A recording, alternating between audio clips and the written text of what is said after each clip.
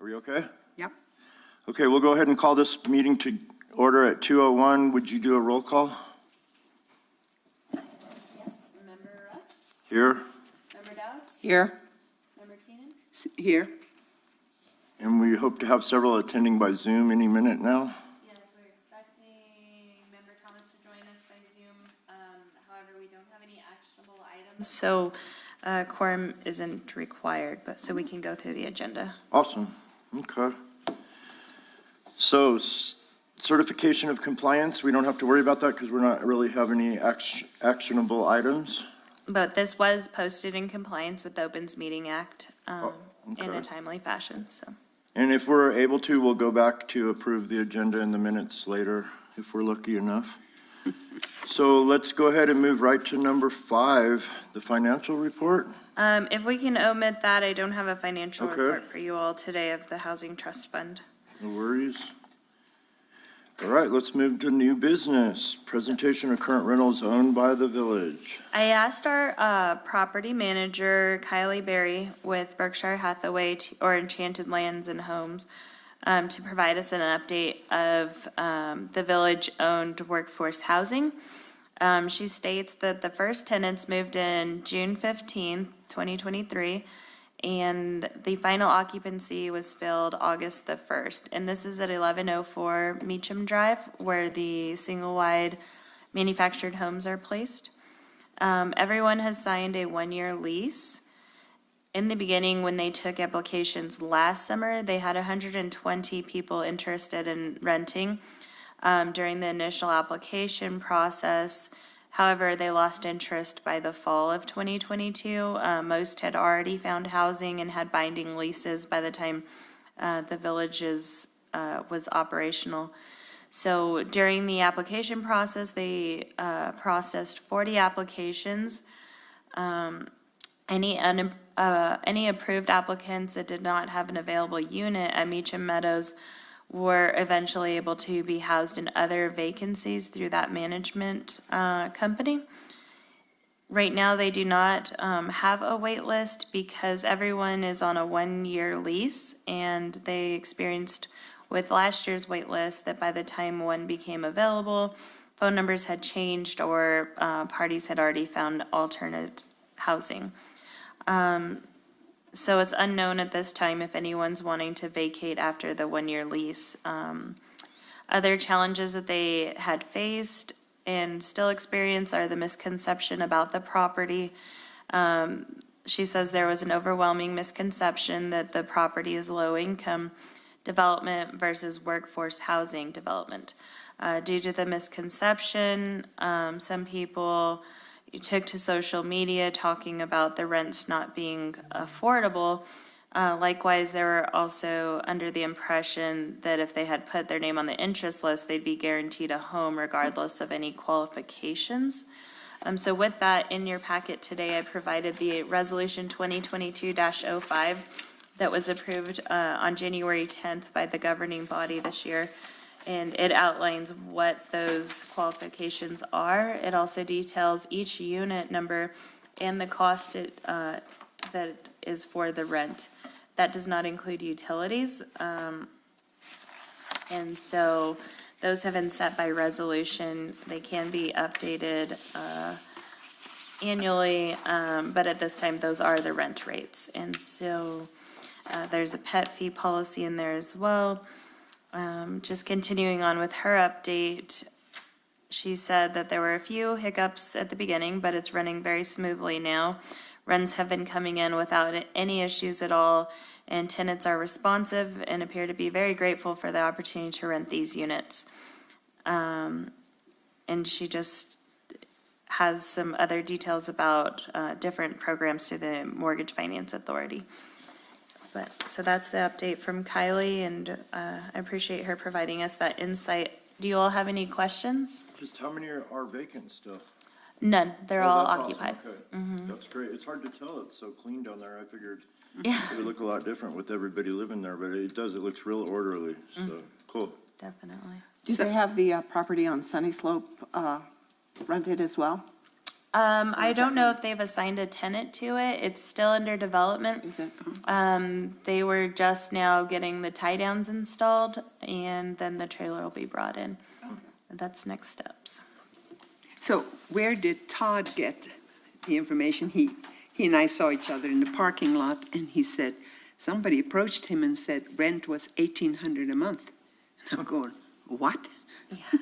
I think that's just the rumor mill, because these here in the resolution on page 2 of the resolution, the highest rent is $1,002 a month, and that's a 3-bedroom, 2-bath.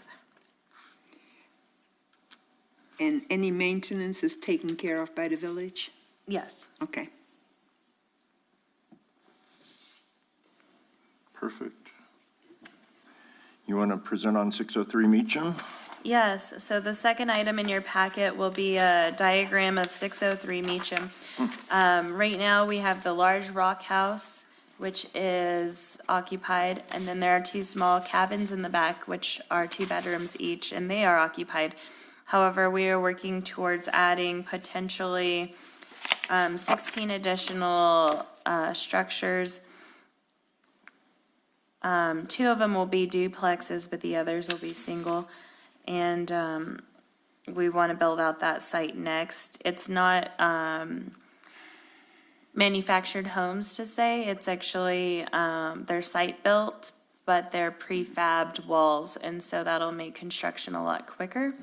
That is the product we're looking at right now. However, we haven't been able to secure a meeting date to understand what the foundations are going to be on that, because you can see with the map, there's a lot of change in slope, and so that's going to be a challenge when it comes to cost. That's what we ran into at 1104's, the terrain, kind of adding the cost with retaining walls and building up and all of that. So we're looking to see what type of foundation that this particular product will need, and then we'll go from there and see what the actual dimensions of the homes are, so we can solidify the site plan and go after grant dollars to build out this property. Was it the same builder that presented before our group that's doing it? The one we're talking to is CMAX. They gave you all a presentation. That's who we're looking at. We had a meeting last Friday and he had to cancel, and so we're hoping to get in contact with him so we can understand better what's going to be required building-wise for the product. He verbally told us he could do, pier and beam, so let's hope that's the case. Yeah, that'd be a great solution, because we know how hard it is carrying groceries up 5 Right. flights of stairs. It's like, Tell me, where is this located? Give me a landmark. Michael J's. Michael J's. Okay, that's better. Do we have a timeline? we don't even have funding secured. Okay. And so we're actually hoping to receive some congressional direct funding that was passed, but now it needs to go to the House, and we'll know if it's nixed out of the bill by the end of this year, at the latest early March, and they have set aside $1 million for our community. The Village of Ruidoso is putting together a presentation to Lincoln County, asking for $2 million it's a fund similar to the ARPA funds, and they have around $5 million that has not been allocated to other projects, and so they'll be making a request to the county commission in October for $2.5 million for workforce housing. And so we think that it's important. We know everyone's been raising salaries, but that's just one part of the pie. We need to be able to provide housing for these workers, so they will be making that request in October. Nice. So on this map, this is the rock house is down in the, Yes, that's the rock. and then the 2 that are there are these, the little, okay, Yes, and the ones that are numbered will be the Meacham. new. right, yeah. Well, looks good.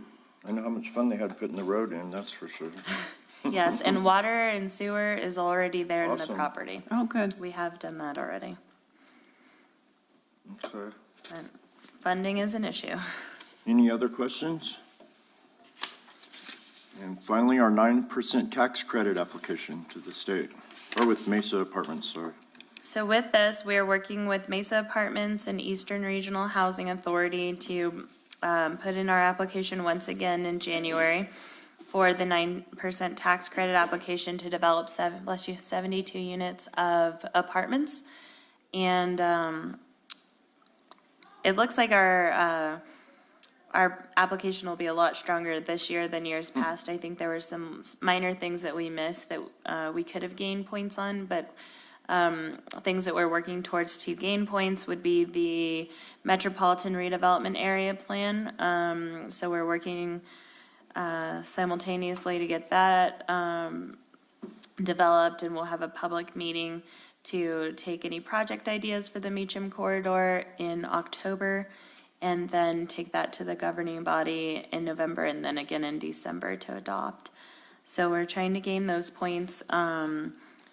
Also, if we did receive dollars from the county, that would increase our grant applications points, because it comes up with that soft match where we have some gap funding right now that's not met. So if we did receive funding from them, that would strengthen our application. Cool.